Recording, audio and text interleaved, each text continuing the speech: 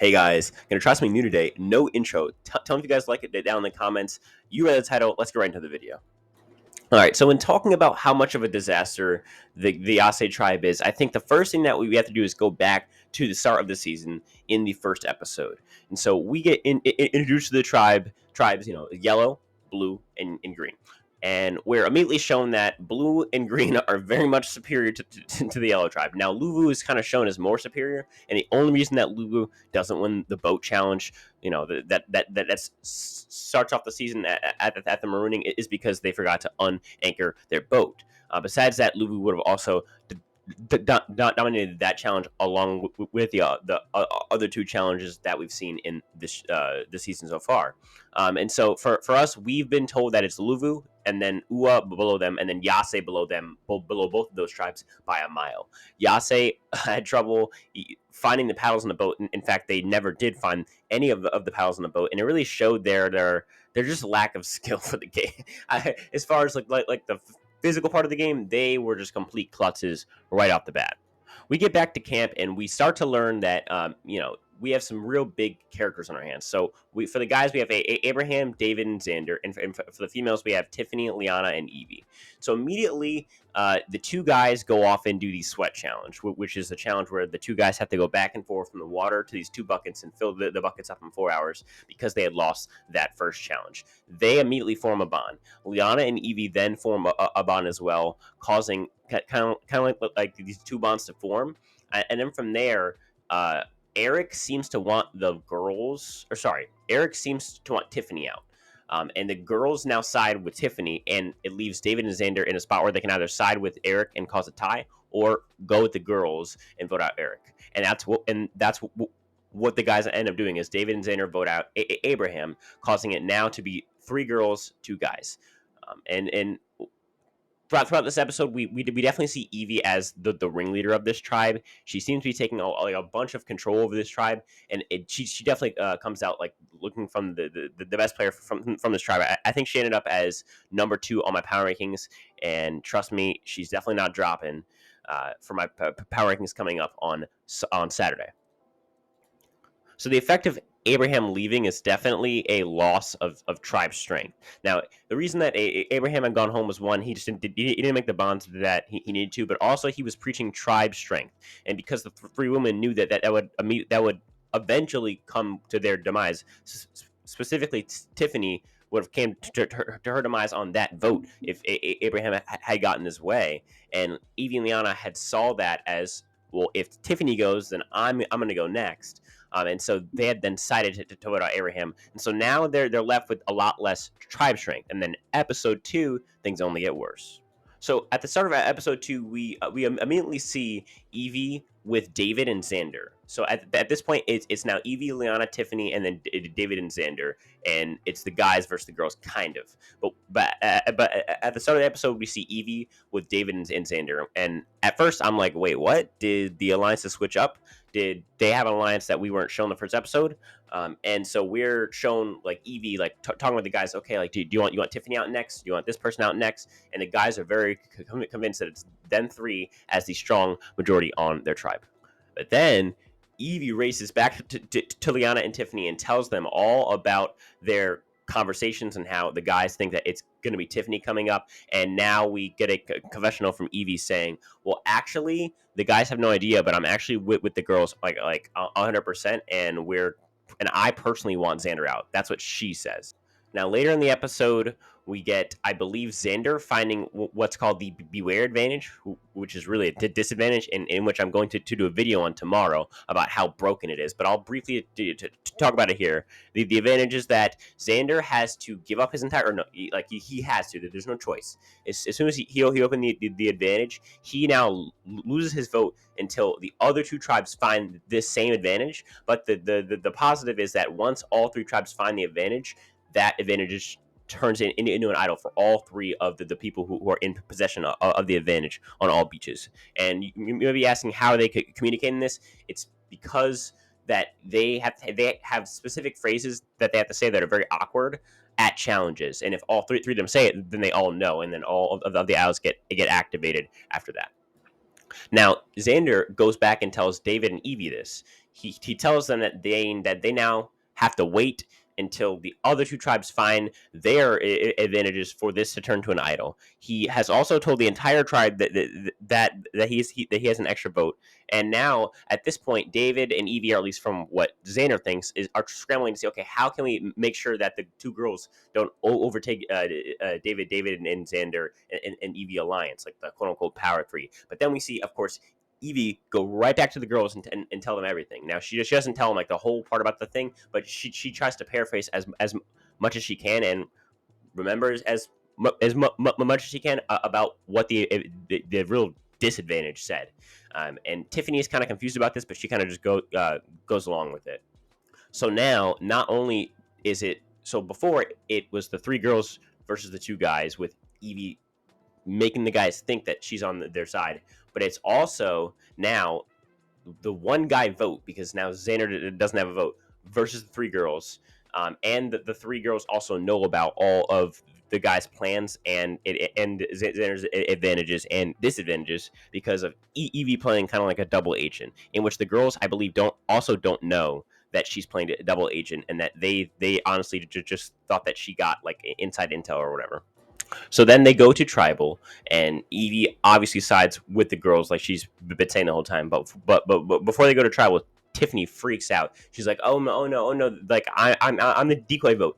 David and Xander or sorry, just David is gonna vote for me. And if Xander has an idol or something, or David has an idol, then they're gonna play it, and I'm gonna go home." And she's freaking out. But in the end, the females stick together at tribal and vote out David. And this is where we left off at the time of me posting this video. It is now Xander as the lone male on this tribe with the three girls still intact. And it's the obvious boot would be for them to just pick off Xander, but it may not be the case. And so that's where we've left off. And now I want to talk about the possibilities for this tribe and the overall implications of how bad they're doing and how bad they could do. I want to talk about, like a possible intentional Matt Singh move, whether that could work, which, spoiler, I don't think it could work, and I'll tell you why. I'll talk about all types of stuff. I'll talk about if Xander can get out of Yase. I'll talk about, when they get to the merge, what kind of numbers are they going to have? How long is production going to wait until the merge? Is there going to be a swap to save them? I'll talk about all of it right now. So the first thing I want to talk about is apparently it's rumored that there's not going to be a swap. That's the rumor that's kind of floating around. It's a very kind of light rumor, not necessarily proven, but I almost kind of trust it just because of the vibe of the season. It seems very like drop before keep the one. Maybe they want to like take a step back and not do like the swaps this season, which I actually kind of like in a three tribe season. But I also think it could go bad if the boots start to get boring and kind of pagongy. And so if that's the case, this tribe is screwed numbers wise. They're probably going to go into the merge with 2 or 1 people if that's the case. If there in fact is no swap. Now, I will say something that I forgot to mention is that in the second episode, Evie and Deshawn met up on that Twist Island, and Evie not only made a bond with Deshawn, told Deshawn information about her tribe that could have formed trust, and also essentially gave Deshawn an advantage in the form of her not trying to risk her vote also, and then they would both lose their vote. So she purposely told him that she was going to save her vote, and she followed through, and then he got his and then he risked his vote and now got the extra vote. And so it seems to be that Deshawn and Evie have some sort of bond that they could use at a possible swap or more likely the merge. And so this was probably good by Evie. Now, I do think she gave away a bit too much information when she started talking about who's going to go home, saying that, well, it's obviously going to be Xander, because now if Xander gets to a swap or a merge, Xander's now going to hear from Deshawn, yo, they said that you were going to be next. And so I don't know how good of a move that was, but I do think overall making the bond and solidifying it by one telling him that you're not going to risk your vote and basically essentially gifting him an advantage and then following through on that is very, very good relationship making by Evie for sure. Next, I just want to talk about if Xander can make it out of Yase. So right now, Yase has all three women in Xander. Next, in my opinion, they're probably going to vote out Tiffany. I just don't. I don't know, because it's either between Tiffany or probably Xander, because they're either going to want to at least try and go in with 3 people, or they're going to go all in on the intentional Matt Singh, and they just want a 2 or a 3 that's going to be loyal to each other. And if that's the case, they should vote out Xander, because Xander will probably dip on them if he can get to the merge, and will align with like your Dannys and Deshans of the world, or like your JDs of the world. Whereas in Tiffany is not going to go align with the Danny and Deshaun, or even a Liana is not going to jump ship on you to go align with a JD or something like that.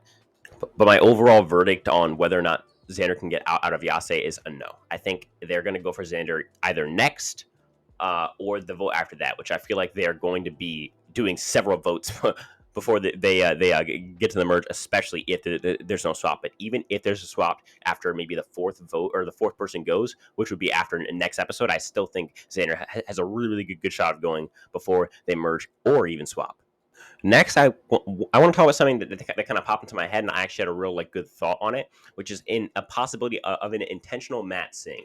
And so, if for those who don't know, intentional mat sing is when a tribe purposely loses challenge, because in season 25 in Philippines, a tribe by the name of Mat Singh lost all their challenges, not on purpose, but then the people who were remaining dissolved into the other two tribes, made bonds, and then they met back up at the merge. These two people being Denise and Malcolm, and they both made it to the top four. Where if Malcolm had won the final immunity challenge, he would have won, and because he didn't, the other one, Denise, had won, and so they kind of were able to go into the merge without much of a thought on them or target on them, because they had such small numbers.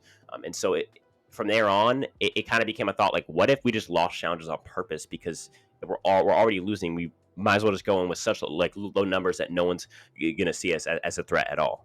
This again kind of happened in season 28 in Brains vs. Bomb vs. Beauty Cagayan, where the Brains tribe had gone down to three members, but then when they got to the merge, they were able to integrate themselves into different alliances, be that, but they ended up integrating themselves into these alliances and got all the way. All of the Brains got to final 6, and 2 of the Brains got to final 4, and so there you go. And so now it's starting to grow in people's heads, like, maybe if we're already losing, we might as well not go in with 5 or 4.